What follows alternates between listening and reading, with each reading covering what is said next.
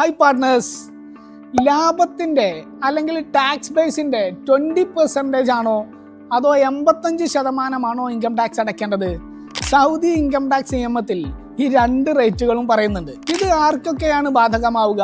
ഇന്നത്തെ സൊല്യൂഷൻ അതാണ്. മിക്കവാറും എല്ലാ സാധാരണ ബിസിനസ്സുകൾക്കും ബാധകമാവുന്നത് 20% ഫ്ലാറ്റ് റേറ്റ് ഇൻകം ടാക്സ് ആണ്. ഉദാഹരണത്തിന്, ഒരു റെസിഡന്റ് ക്യാപിറ്റൽ കമ്പനിയുടെ നോൺ സൗദി പാർട്ട്ണറുടെ ലാഭ വിഹിതത്തിന് 20% ആണ് ഇൻകം ടാക്സ്.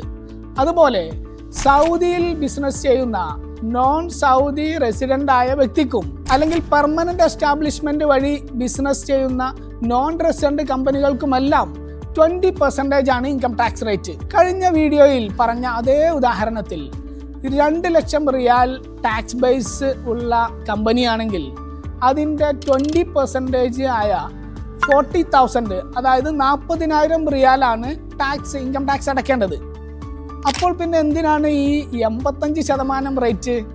ഇത് ഓയിൽ, ഹൈഡ്രോ കാർബൺ പ്രൊഡക്ഷൻ മേഖലയിൽ പ്രവർത്തിക്കുന്നവർക്ക് മാത്രമുള്ള ഒരു പ്രത്യേക ഹയർ റേറ്റ് ആണ്. എന്നാൽ നിങ്ങൾ നാച്ചുറൽ ഗ്യാസ് ഇൻവെസ്റ്റ്മെന്റ് ഫീൽഡിൽ മാത്രമാണ് പ്രവർത്തിക്കുന്നതെങ്കിൽ നിങ്ങൾക്ക് ഇൻകം ടാക്സ് 20% ആയിരിക്കും. അപ്പോൾ വരുമാനത്തിൻ്റെ ടാക്സ് റേറ്റ് കണ്ടു നമ്മൾ.